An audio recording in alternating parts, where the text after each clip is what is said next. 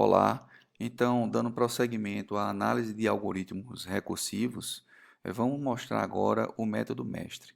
Só se recordando que todo algoritmo recursivo, ele possui algo que se chama de relação de recorrência, que a relação de recorrência, ela informa quantas chamadas recursivas o algoritmo faz, como ele modifica a entrada nas chamadas recursivas e quanto tempo ele gasta para combinar as respostas da chamada recursiva, tá? E baseado na relação de recorrência, nós podemos utilizar o método iterativo, que foi visto, um método baseado na árvore de recursão, tá? Em que nós usamos essa estrutura de dados para poder calcular o tempo do algoritmo. E agora vamos ver o método mestre, que é um método mais rápido, tipo uma receita, em que se aplica, se olha para a relação de recorrência, se extrai informação dela e se julga de forma mais rápida qual tempo, consegue se calcular de forma mais rápida o tempo de um algoritmo. Entretanto, o método mestre ele é aplicado apenas a relações de recorrência específicas, tá? Como está sendo mostrada aqui. Relações em que t de n é igual a vezes t de n sobre b mais f de n, onde a é uma constante que tem que ser maior ou igual a 1 e b, que é um denominador que diminui, que divide a entrada nas chamadas recursivas, precisa ser maior do que 1. E f de n é uma função crescente positiva, tá? Toda e qualquer relação de recorrência que tenha esse padrão pode ser analisada com o método mestre. Relações que não têm esse padrão têm que ser analisada com o método iterativo, tá? Então, o método mestre, basicamente, o que é que nós fazemos? Nós extraímos aqui a função, isolamos a função f de n e vamos compará-la com uma expressão fixa, que é n elevado a log de a na base b, onde a, relembrando, é o número de chamadas recursivas que o algoritmo faz, tá? E o b é o divisor da entrada em cada chamada recursiva que ele aplica, tá? Então, comparamos f de n com n elevado a log de a na base b. E isso pode ser o seguinte, o sentimento de capturar isso, tá? Se o algoritmo tem muitas chamadas recursivas, tá? Então esse A ele cresce muito. E a quantidade de chamadas recursivas maior vai degradar a performance do algoritmo.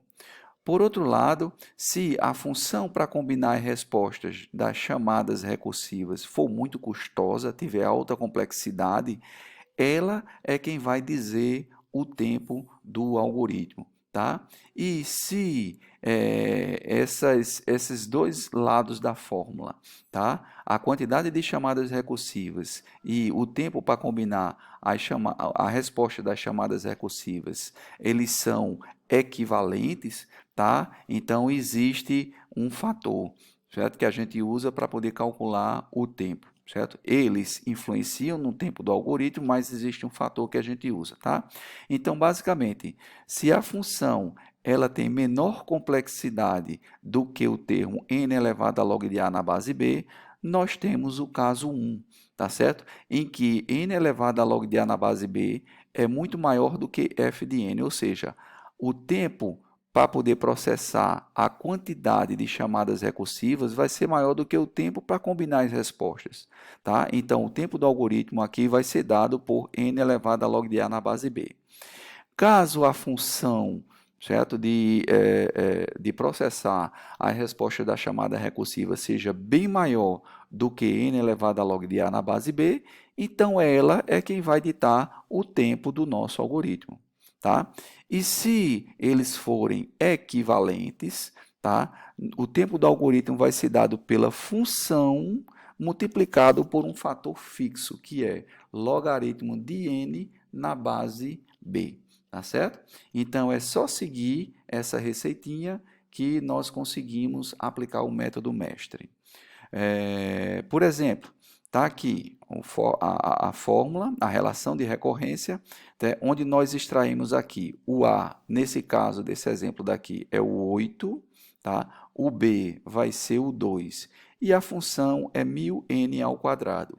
Então, nós comparamos aqui n elevado a log de 8 na base 2, isso vai dar n ao cubo, certo? Nós vamos comparar f de n, que é n ao quadrado, com uma função que é cúbica. Obviamente, a função cúbica tem um custo muito maior do que uma função quadrática, então é ela que vai determinar o tempo do nosso algoritmo, ok?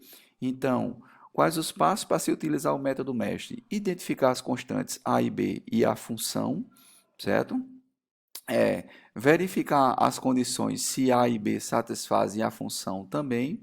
Depois comparar a função com n elevado a log de a na base b, tá? E daí decidir conforme o caso para poder encontrar a complexidade do algoritmo, tá?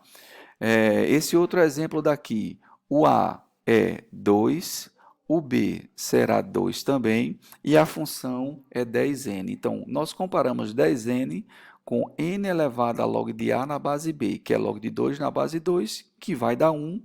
Então, eu tenho aqui função linear, que são iguais, tá? Então, o tempo do algoritmo vai ser dado por função linear, tá certo? Vezes o fator fixo, que é log de n, na base b. Como b é 2, nós omitimos aqui. Então, o tempo do algoritmo fica n log de n, ok? Nesse outro exemplo daqui, tá? Em que a função é n ao quadrado, tá? O a é 1, o a é 2 e o b é 2. Nós comparamos n ao quadrado com n elevado a log de 2 na base 2. Obviamente, n ao quadrado é maior do que n e vai ditar o tempo do algoritmo, tá? Observem que aqui nós enxergamos claramente a mudança. No primeiro caso, nós temos a mesma quantidade de chamadas recursivas, o mesmo decaimento da entrada e temos aqui uma função linear que combina as respostas das chamadas recursivas. O algoritmo tem um determinado tempo. Quando nós mantemos o número de chamadas recursivas e o decaimento da entrada, mas modificamos o tempo de combinar a resposta da chamada recursiva para um tempo pior, o algoritmo se degradou mais, ok? Aqui nós vemos 3 exemplos para julgar se podemos ou não aplicar o método mestre. Claramente, no primeiro exemplo, nós não conseguimos porque o a não é uma constante, ela é uma função de n, tá? No segundo exemplo, o a não é maior ou igual a 1, certo? Ele é 0,5. O que não faz nem sentido, que eu não posso ter metade de uma chamada recursiva informada numa relação de recorrência, tá? E no terceiro exemplo, nós temos uma função de combinar a resposta da chamada recursiva negativa, o que também não faz sentido, tá? Então, partindo para o próximo slide, nós temos um exercício em que pede para a gente calcular o método mestre, pelo método mestre, o tempo do algoritmo. Vamos fazer isso daí no final com uma série de exemplos, tá? Aqui é um algoritmo bem interessante, que é o algoritmo da busca binária, tá? Que é uma busca de forma eficiente, que ela acontece quando você tem um array ordenado e você quer buscar dados dentro desse array, tá? Então, ao invés de varrer o array um por um elemento, nós usamos uma estratégia diferente. Esse algoritmo é útil em diversos contextos e em diversos problemas. Vamos fazer uma análise mais detalhada desse algoritmo. Então, está aqui, o problema é eu buscar um dado qualquer dentro de um array que já está ordenado, que eu já sei que ele está ordenado. Então, o que a busca binária faz é o seguinte, a ideia da busca binária. Nós olhamos para o elemento da metade do array e vemos se o que eu estou buscando, ele coincide com o elemento da metade. Se isso for verdade, eu encontrei, tá, o meu elemento e retorno ele. Tá? Entretanto, se isso não for verdade, temos as opções do x que eu procuro ser menor do que o elemento da metade ou ser maior. E aí nós fazemos outra chamada recursiva apenas na metade. De fato, se ele é menor do que o elemento da metade e o array já está ordenado, eu posso descartar certamente a outra metade. Então, a cada iteração ou a cada repetição desse algoritmo de busca binária, tá? Ou a cada chamada recursiva, ele descarta metade da entrada dele. Tá? Aqui está o algoritmo em que eu vou fazer uma busca binária por este elemento no array, varrendo o array de um índice da esquerda até o índice da direita. Tá? Então, ou seja, de left a right, se eu vou buscar no array todo, né, a primeira chamada a esse algoritmo, eu tenho que ser passado o 0 e o n-1. Tá certo? Então, o tempo para poder processar, certo, todo o array de 0 até n-1, certo? Nós temos aqui informado, tá? Bem, aí vamos lá. Calculamos aqui o índice do meio. Se o left for maior do que o right, isso daqui eu retorno falso, quer dizer que não pertence. Isso daqui é uma das situações do caso base.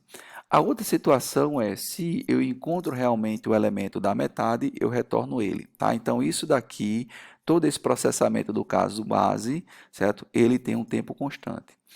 Depois, né, tem-se o julgamento. Se eu não encontrar o elemento no array, se ele não estiver na metade do array, mas for menor, eu vou fazer a mesma busca do mesmo elemento no mesmo array, mas agora reduzindo o meu espaço de busca, do left até o meio menos 1. Tá? Ou então, eu vou buscar o mesmo elemento no mesmo array do meio mais 1 até o final da direita. Certo? Tudo isso daqui é uma chamada, isso daqui é uma chamada recursiva, onde eu reduzo o meu array pela metade, e aqui é outra chamada recursiva, onde eu reduzo o meu array pela metade. Entretanto, como essas chamadas estão em diferentes ramos do if, tá? Eu, na realidade, só vou ter uma chamada recursiva. Então, a relação de recorrência desse algoritmo, busca binária recursiva, seria T de n igual a T de n sobre 2 mais um tempo constante. Ou seja, eu só vou fazer uma chamada recursiva aqui, onde eu reduzo o tempo pela metade. Ok?